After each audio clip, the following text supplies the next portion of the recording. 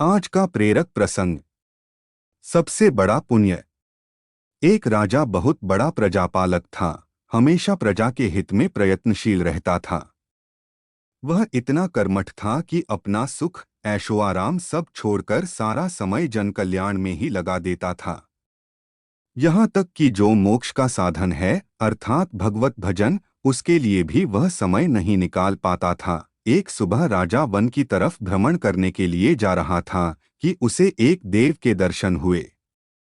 राजा ने देव को प्रणाम करते हुए उनका अभिनंदन किया और देव के हाथों में एक लंबी चौड़ी पुस्तक देखकर उनसे पूछा, महाराज, आपके हाथ में यह क्या है? देव बोले, राजन, यह हमारा बही खाता है जिसमें सभी भजन करने वालों के नाम हैं। राजा ने निराशायुक्त भाव से कहा, कृपया देखिए तो इस किताब में कहीं मेरा नाम भी है या नहीं। देव महाराज किताब का एक एक पृष्ठ उलटने लगे, परंतु राजा का नाम कहीं भी नजर नहीं आया। राजा ने देव को चिंतित देखकर कहा, महाराज, आप चिंतित ना हो, आपके ढूंढने में कोई भी कमी नहीं है।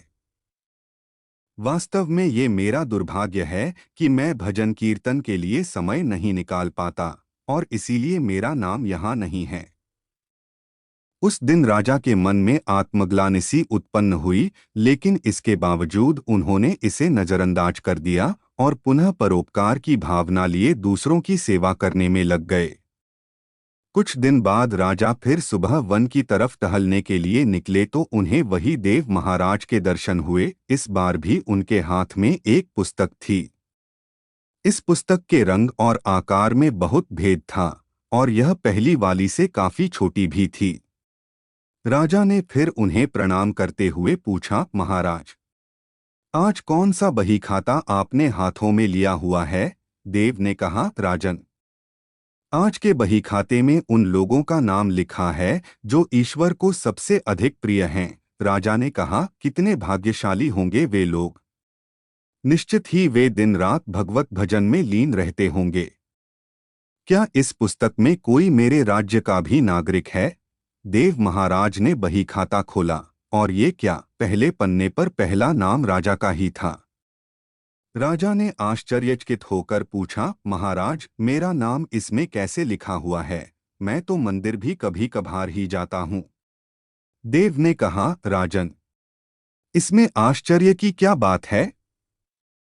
जो लोग निष्काम होकर संसार की सेवा करते हैं, जो लोग संसार के उपकार में अपना जीवन अर्पण करते हैं, जो लोग मुक्ति का लोभ भी त्याग कर प्रभु के निर्बल संतानों की सेवा सहायता में अपना योगदान देते हैं, उन त्यागी महापुरुषों का भजन स्वयं ईश्वर करता है। ऐ राजन, तू मत पछता कि तू पूजा पाठ नहीं करता। लोगों की सेवा कर, तू असल में भगवान की ही पूजा करता है। परोपकार और निःस्वार्थ लोक सेवा किसी भी उपासना से बढ़कर हैं।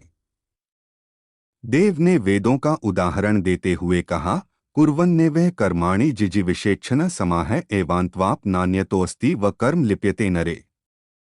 अर्थात कर्म करते हुए 100 वर्ष जीने की इच्छा करो तो कर्मबंधन में लिप्त हो जाओगे। राजन, भगवान दीनदयालु हैं। उन्हें खुशामद नहीं भाती बल्कि आचरण भाता है। सच्ची भक्ति तो यही है कि परोपकार करो, दीन दुखियों का हित साधन करो। अनाथ, विधवा, किसान व निर्धन आज अत्याचारियों से सताए जाते हैं, इनकी यथाशक्ति सहायता और सेवा करो और यही परम भक्ति है। राजा को आज देव के माध्यम से बहुत बड़ा ज्ञान मिल चुका था और अब राजा भी समझ गया कि परोपकार से बड़ा कुछ भी नहीं और जो परोपकार करते हैं वही भगवान के सबसे प्रिय होते हैं। मित्रों, जो व्यक्ति निःस्वार्थ भाव से लोगों की सेवा करने के लिए आगे आते हैं, परमात्मा हर समय उनके कल्याण के लिए यत्न करता है। हमारे पूर्वजों ने कहा भी है, परोपकाराय पुण्याय भवति, अर्थात दूसरों के लिए जीना, दूसरों की सेवा को ही पूजा समझकर कर्म करना, परोपकार के लिए अपने जीवन को सार्थक बनाना ही सबसे बड़ा पुण्य है। और जब आप भी ऐसा करेंगे तो स्वतः ही आप वह ईश्वर के प्रिय भक्तों में शामिल हो जाएंगे। सदैव प्रसन्न रहिए, जो प्राप्त है पर्याप्त है।